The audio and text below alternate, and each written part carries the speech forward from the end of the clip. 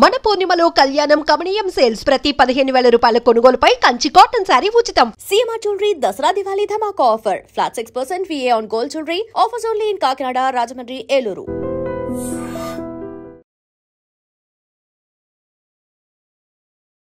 నమస్కారం, welcome to I dream. ధర్మ మార్గం విత్ విజిత కార్యక్రమానికి స్వాగతం.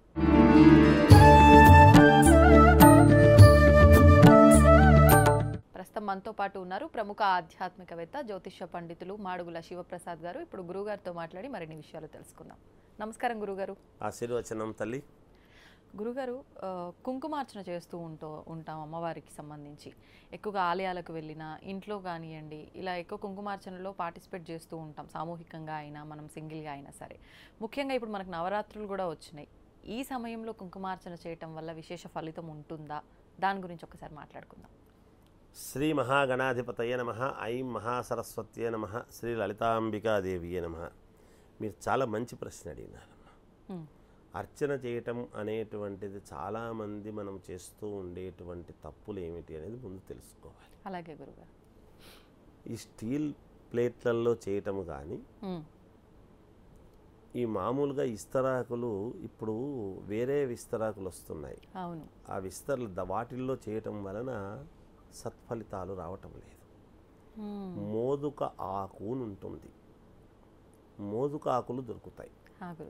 మోదుక ఆకులు తీసుకుని అర్చన చేయాలి. మోదుక ఆకులో మనము తొమలపాకులు పెట్టుకొని, తొమలపాకుల మీద అమ్మవారి యొక్క ఇది పెట్టి ఎప్పుడైతే దాంట్లో చేసుకుంటామో అది యోగం. లేదా ఇత్తడి ప్లేట్లలో పెట్టి చేయవచ్చును, వెండి ప్లేట్లలో పెట్టి చేయవచ్చును, రాగి ప్లేట్లలో పెట్టి చేయవచ్చును. స్టీల్ ప్లేట్లలో పెట్టి అర్చన అనేటువంటిది చేయకూడదు. మనకు చేయవలసినటువంటి విధానాల్లో అభిషేకం, అర్చనం, దీపారాధన, అర్చనము, హారతి, ఇవన్నీ ఒక పద్ధతి ప్రకారముగా విధి విధానాలతో వచ్చేది. అర్చనం అంటే ఏమిటి? అర్చించటం అంటే ఏమిటి? మనం అర్చన చేస్తున్నాము. కుంకుమ అర్చన అనేటువంటి విధానానికి ఏమిటి అంటే, అనేక నామాలు ఉంటాయి అమ్మవారికి. అమ్మవారిని స్తుతిస్తూ ఉన్నాం. ఆ అర్చించేటువంటి విధానము అనేక నామాలతో మనం ఎప్పుడైతే అర్చిస్తుంటామో, అమ్మవారిని ఇన్ని రకాలుగా మనము అర్చిస్తే మనకు అమ్మవారు అనుగ్రహిస్తుంది. మనం చాలాసార్లు పోతుంటే నేను అర్చన చేయించుకున్నాను, కుంకుమార్చన చేయించుకున్నాను అని చెప్తాం. అవును గురుగారు. చేసుకునే విధానము ఎప్పుడైతే కరెక్ట్గా చేసుకుంటామో అర్చన చేసుకున్న దానికి సత్ఫలితం అనేది రావాలి. ఎందుకు చేస్తున్నట్టు అర్చన? దేనికి చేస్తున్నట్టు అంటే మనము ఫలితం ఆశిస్తున్నాం అనేది. ఫలితము అమ్మవారు ఏది ఇవ్వాలనో అది ఇస్తుంది తప్పకుండా. అయితే అర్చించేటువంటి విధానములో కరెక్ట్గా ఉంటే కదా. మనం చేసుకున్నటువంటి వంట రుచిగా ఉంటేనే మనం తినగలుగుతాము. కానీ ఉప్పు దండిగా వేసి పదార్థాలు చూడంగానే బాగున్నాయి మంచి కలర్లో అంటే తినలేము. అవును గురుగారు. సమపాళ్లలో ఉప్పు కారం ఉంటేనే తినగలుగుతాం. వాస్తవం. అంతే కదా. అవును. అది ఎట్లాగో మనము అర్చించేటువంటి విధానంలో అర్చన ఏముందండి అని ఏదో చెబుతూ నామాలు చెబుతూ, ఓంకారము ముందు ప్రతి మామూలుగా నామానికి ముందు ఓం ఉంటుంది, నమః ఉంటుంది చివరిలో. అయిన తర్వాత వెంటనే తొందరపాటుతనంతో చేస్తూ ఉంటాం. నిదానముగా మనము ఉదాహరణకు ఓం ప్రకృత్యై నమః, ఓం వికృత్యై నమః అని మనం ఎప్పుడైతే అర్చన చేస్తూ ఉంటామో, అర్చన చేసేటప్పుడు ఇంకా ఒకటి, మనం ఇలా ఒంటి చేత్తో చేస్తూ ఉంటాం అర్చన అనేది. ఇలా ఒంటి చేత్తో ఎప్పుడూ చేయడం అనేటువంటిది అది సాంప్రదాయము కాదు. మరి ఏ రకంగా చేయాలి గురుగారు? ఇలా చెయ్యి పట్టుకోవాలి. ఈ చెయ్యి ఆనించాలి. ఎప్పుడు కూడా ఈ చెయ్యి ఉండాలి ఇలా. ఈ రెండు చేతులతో చేస్తేనే అర్చన. అర్చించేటువంటి విధానం అనేది. ఇప్పుడు ఉండకపోవటం వల్ల అంటే ఏంటి తప్పు? అలా పట్టుకోవటం వల్ల కలిగే విశేషం ఏంటి గురుగారు? ఎప్పుడైనా కూడా అమ్మా ఒంటి చేత్తో చేయటం అనేటువంటిది కరెక్ట్ కాదు. ఏ పని చేసినా ఒంటి చేత్తో చేసేటువంటి దీపారాధన చేస్తూ ఉండినా ఇలా వెలిగించటం అనేటువంటిది శుభకార్యాలకు సంబంధించినటువంటి పనులు ఏదైనా 2 చేతులతో చేయాలి. ఓకే. 2 చేతులు శుభ్రముగా ముందు కడుక్కోవాలి. స్నానం చేస్తాం కదా, ఎట్లాగో మనం పూజ చేస్తున్నామంటే స్నానం చేస్తాం. అవును. అందుకని చాలామంది దీపారాధన ఒత్తి ఇలా వేసి ఇలా జుట్టు కనుక్కోవడం కానీ పక్కన ఒక బట్ట, అది ఏం చేస్తున్నారు ఆ బట్టలు కూడా అంటే పాతవి ఆడవాళ్ళు వాడినటువంటి బట్టలు పెట్టుకోవడం చాలా తప్పు, నేరము, దోషము. నాప్కిన్స్ కానీ టవాల్స్ దొరుకుతాయి చిన్నవి, ఆ టవాల్స్ అట్లాంటివే వాడాలి. ఇంట్లో వాడినటువంటిది ఉంది కదా ఒకటి పాతదని చించి అదే పనిగా పెట్టుకోవటం అంటే అవి మన శరీరము మీద వాడినటువంటివి అక్కడ వినియోగించడం అనేటువంటిది ఎంత మాత్రము కరెక్ట్ కాదు.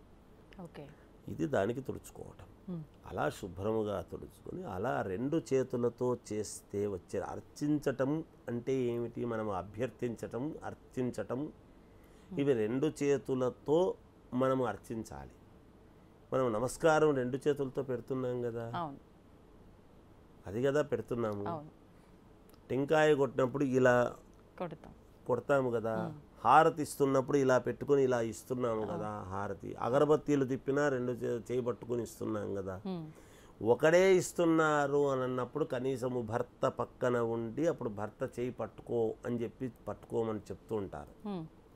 మామూలుగా పౌరోహిత్యం చేసేటువంటి అర్చక స్వాములు వాళ్ళు వీళ్ళు అందరూ కూడా చెప్తారు. భర్త పక్కన ఉంటే లేడు, అర్చన ఆమె మాత్రమే చేసుకుంటున్నారు, ఆడవాళ్ళు మాత్రమే చేస్తున్నారు అన్నప్పుడు ఈ చెయ్యి ఖచ్చితంగా రావాలి. ఓకే. ఎప్పుడు కూడా ఇలా అంటే మనకు ఏది ఫలితమో, ఏది సత్ఫలితమో, ఏది చేస్తే ఫలితమో అదే కదా కోరుకుంటారు. అంటే పూర్ణము ఎప్పుడైతే అమ్మవారికి ఏది చేస్తే సంపూర్ణమవుతుందో అది చేస్తే సంపూర్ణమైనప్పుడు అప్పుడు కదా మనకు ఫలితాలు వస్తాయి. చిన్న చిన్న పొరపాట్లే ఉంటాయమ్మా పూజల్లో. మేము ఎన్నో పూజలు చేసినాము గురువుగారు, మాకేం జరగడం లేదు గురువుగారు, మేము ఎన్నో పూజలు చేసినాం మాకు ఎందుకో జరగడం లేదంటారు. అంటే మనస్సు ఎక్కడో, మనం చేసే పని ఎక్కడో. కొంతమంది చాలా శ్రద్ధగా చేస్తానండి, నేను కుంకుమార్చన చాలా అంటే చాలా ఇదిగా చేసుకుంటాను, అయినా నాకు జరగలేదు అంటే ఇగో ఈ చిన్న చిన్న పొరపాటు ఎక్కడో లోపం ఉంటుంది. ఆ లోపం ఏమిటనేది మనం గ్రహించాలి. ఎప్పుడైనా మోదుక ఆకు మీద చేస్తే మోదుకాకు శ్రేష్టం. ఇవి మామూలుగా ఇప్పుడు ఈ ఇస్తర్లు వస్తూ ఉంటాయి, కింద పేపర్ వచ్చి అవి వేరే వేరే వాటితో తయారు చేసేటువంటిది. మనము స్థానము అంతా బాగా చేసుకుంటాం, శుద్ధి చేస్తాం, ఆ ఇస్తర్లు పెట్టి చేస్తుంటాం. దాంట్లో పూజలు ఎట్లా ఫలిస్తాయి? అవి ఫలించవు. ఆ ఇస్తర్ల వల్ల ఏమి పనికిరాదు. అందువలన అటువంటి ఇస్తర్లు కాకుండా మోదుక ఆకు శ్రేష్టము. మోదుక ఆకు మీద పెట్టుకొని చేయటం మంచిది. తమలపాకులు పెట్టుకుంటాము, తమలపాకు పెట్టుకొని దాని మీద చేయటం అనేటువంటిది శ్రేష్టమైనటువంటి విధానం. ఇది అర్చించేటువంటి పద్ధతి, అర్చన చేసేటువంటి విధానం తల్లి. ఇప్పుడు చాలామంది కుంకుమార్చన ఆలయాలకు, క్షేత్రాలకు వెళ్ళినప్పుడు అమ్మవారి ఆలయాల్లో కుంకుమార్చన చేస్తుంటారు కదా గురుగారు. అక్కడ నుంచి తీసుకొచ్చిన కుంకుమ వేరే వాళ్ళకి పెట్టడానికి కూడా ఆలోచిస్తూ ఉంటారు.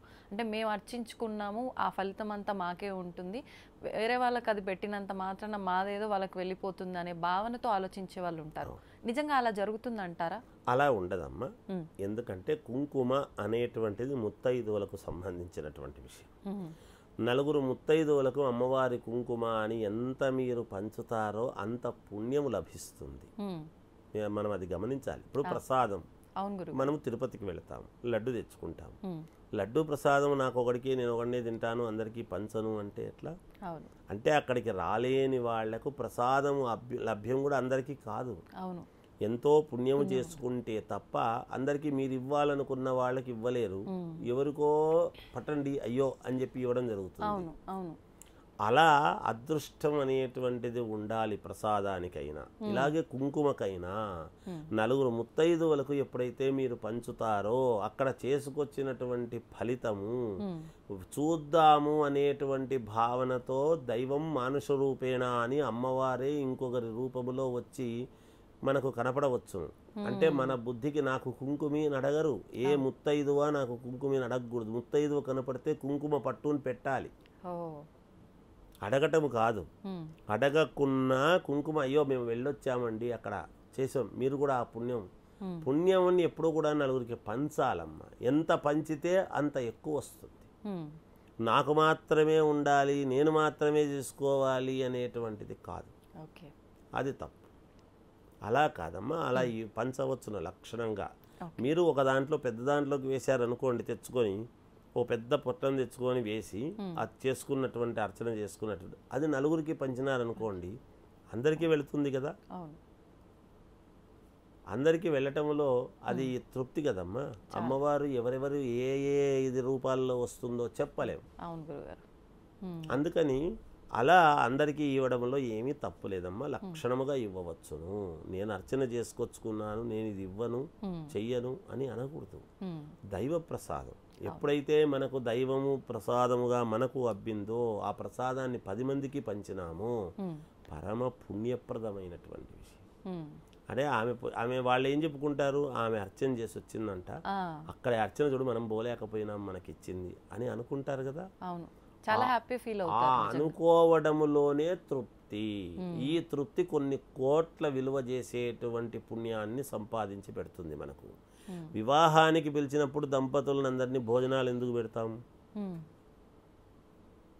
అక్కడ భోజనము అనేటువంటిది వివాహం చేసుకున్న దంపతులను చూసి అక్షతలు వేసి వెళ్ళిపోవచ్చు. ఏదో చదివింపులు చదివిస్తారు, వెళ్ళిపోతారు, ఏదో ఇస్తారు, లేదు రావడమే గొప్ప ఈ రోజుల్లో.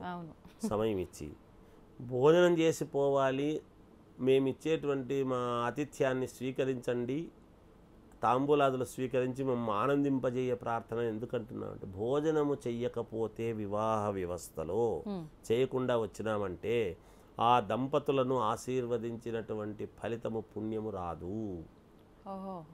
భోజనం చేసే వెళ్ళాలి, మనకి ఎన్ని పనులు ఉండినా. శత్రువైనా నా ఇంటికి వస్తే నేను భోజనం పెడతాను అనేది ఎందుకంటున్నారు అంటే, భోజనం అనేటువంటిది అంత పరమ పుణ్యప్రదమైనటువంటి విషయం. అందుకని ఇలాంటివి అమ్మ కుంకుమార్చన చేసుకుని ఇస్తే పరమ పుణ్యప్రదం, చాలా గొప్ప విషయం. ఆమె దీర్ఘకాలముగా సుమంగళిత్వం అనేటువంటిది ఉంటుంది గాక, అమ్మవారి అనుగ్రహము. అది గౌరీదేవి సంతోషిస్తుంది కుంకుమ పంచడం వలన. నిత్య సుమంగళి కదా ఆమె, పార్వతీదేవి సంతోషిస్తుంది. అది తల్లి. ఈ చివరి రోజులు 3 రోజులు చేసుకోవచ్చా? ఎలా చేసుకోవాలి? లక్షణముగా చేసుకోవచ్చు. ఒకవేళ తిథి ప్రకారంగా అయితే ఏ తిథులు గురుగారు ఈ 3 రోజులు కూడా? ఇంకా దీంతో మనకేమిటి, పాడ్యమి నుంచి అంటే పాడ్యమి, విద్య, తదియ, చవితి, పంచమి, షష్ఠి, సప్తమి, అష్టమి, నవమి వరకు 6 రోజులు. లేదు అంటే సప్తమి, అష్టమి, నవమి అంటే సప్తమి 7వ రోజు కదా తిథుల ప్రకారంగా అయితే, సప్తమి, అష్టమి, నవమి ఈ 3 రోజులు చేసుకోవటం, ఇంకా సప్తమి నాడు చేయటం, ఇలా మామూలుగా చేసుకోవటం అనేది జరుగుతుంది. తిథి ప్రకారముగా అయితే సప్తమి నుండి, సప్తమి, నవమి, సప్తమి, అష్టమి, నవమి. నిజానికి దశమి అనేటువంటిది దశమి పండుగ. ఇంకా పండుగ రోజు అందరూ పండుగ జరుపుకోవటమే. మహర్నవమి, నవమితోనే పూర్తి అవుతాయి నవరాత్రులు అనేటువంటివి. అందువలన 3 3 రోజులు అని కేటాయించబడింది అమ్మవారు. ఈ 9 రోజులు చేస్తే పూర్ణత్వము జగదీశ్వరికి, పూర్ణముగా ఆమెకు చెందుతాయి. ఈ 3 రోజులు 3 భాగాలుగా చేస్తూ ఉన్నప్పుడు ఏ ఒక్క అమ్మవారిని పూజించినా ఆమెలో భాగమే కాబట్టి కనుక ఇది కూడా చెల్లుతుంది. ఆ 3 రోజులైనా చివరి రోజుల్లో చేసుకోవచ్చును. సప్తమి, అష్టమి, నవమి ఈ 3 రోజులు మనము మామూలుగా అమ్మవారికి ఇంట్లో చేసుకునేటైతే, దేవాలయాల్లో ఎలాగో జరుగుతాయి, ఇంట్లో మనం ప్రత్యేకంగా చేసుకోవాలి అని అనుకున్నప్పుడు ప్రత్యేకంగా ఆ 3 రోజులు కొంచెం కలశం పెట్టుకోవటము, కలశానికి అమ్మవారిని ఆవాహన చేసేట్టుగా చేసుకోవటము. ఎప్పుడైనా కూడా ఇక్కడ ఎర్రటి వస్త్రము, ఆకుపచ్చని వస్త్రము, పసుపచ్చనిదో, కలశము మీద మళ్ళీ వస్త్రము. కలశం అంటే అందరికీ తెలుసు ఎలా పెట్టుకోవాలి అనేది. అలా కలశము పెట్టుకొని కలశములోకి అమ్మవారిని ఆవాహన ప్లస్ ఒక పటం, పటం అయితే ఉండాలి అమ్మవారిది, ఓకే. పటము రూపేణ కూడా ఉండటము. ఆవాహన అనేటువంటిది ఎప్పుడూ కూడా కలశములోకే ఆవాహన చేసుకోవాలి. ఇప్పుడు అమ్మవారి పటము అంటే ఏ అమ్మవారి పటం పెట్టొచ్చు గురుగారు? అమ్మ లలితాంబికాదేవి పెట్టొచ్చు, లక్ష్మీదేవిది పెట్టొచ్చు, సరస్వతి అమ్మవారిది పెట్టవచ్చును. ఓకే. అమ్మవారే ఏ అమ్మవారిదైనా పెట్టవచ్చును. ఈ అమ్మవారిదే పెట్టాలి అనేది. అందుకే నవరాత్రులలో నవదుర్గలు అందరినీ మనము ఒక్కొక్క విగ్రహం ఒకటే ఉంటుంది, మీరు బాగా గమనించండి ఎక్కడైనా. ఇప్పుడు కనకదుర్గా అమ్మవారు ఉంది బెజవాడ, కనకదుర్గా అమ్మవారిది ఈరోజు సరస్వతి అలంకారము అని వీణ అన్ని పెట్టి అలంకారం చేస్తున్నామా? మహిషాసురమర్దని అలంకారము అన్నప్పుడు ఇలా త్రిశూలము పెట్టి మనం అలంకారం చేస్తున్నామా? అమ్మవారు ఒకతే కదా. అందుకని ఏ పటము పెట్టుకున్నా మనము పూజించేటువంటి విధానము, మనస్సులో తలుచుకునేటువంటి విధానము, అమ్మవారు ఎప్పుడు కూడా సర్వాంతర్యామి, అన్ని చోట్ల ఉంటుంది. ముందు శుచి శుభ్రత అనేటువంటిది ఇంట్లో అవసరము. అది చేసుకొని అక్కడ దేవతాస్థానంలో చేసుకొని అక్కడ కలశము పెట్టి కలశములోకి ఆవాహన చేసుకొని అమ్మవారికి మనం అష్టోత్తరము, ఏ అమ్మవారిదైనా సరే, లక్ష్మీ అమ్మవారిది కానీ సరస్వతి అమ్మవారిది కానీ లేదు పార్వతీదేవిది కానీ, ఇలా అమ్మవారిది అష్టోత్తరము చేసుకోవటము. ఒకవేళ అష్టోత్తరం రాదు మాకు అనుకున్న వాళ్ళు సింపుల్గా ఏదైనా మంత్రం ఉందా గురుగారు? శ్రీమాత్రే నమః, ఓం శ్రీమాత్రే నమః, ఓం ఐం శ్రీమాత్రే నమః. అసలు ఐం ఐం ఐం అనేటువంటి బీజాక్షరము అమ్మవారికి సంబంధించినటువంటిది. ఐం అనేటువంటి బీజాక్షరానికి మించినటువంటి మంత్రం ఏదీ లేదు. అందుకని ఓం ఐం శ్రీమాత్రే నమః, శ్రీమాత్రే నమః అని కూడా చెప్పుకోవడానికి రాదు అనేటువంటిది అయితే ఉండదు లక్షణంగా. లేదు మనము సరస్వత్యే నమః, లేదు దుర్గాయే నమః, లేదు పార్వత్యే నమః, ఏదైనా అనుకోవచ్చు ఈ మంత్రాలలో. ఇవన్నీ కూడా అమ్మవారికి సంబంధించే, అంతే కదమ్మా. అమ్మవారిని ఏ విధముగా స్తుతించినా ఈ 3 రోజుల పాటు తప్పకుండా చేసుకోవచ్చును. వాళ్ళ యొక్క కోరికలు తప్పకుండా నెరవేరుతాయి గాక.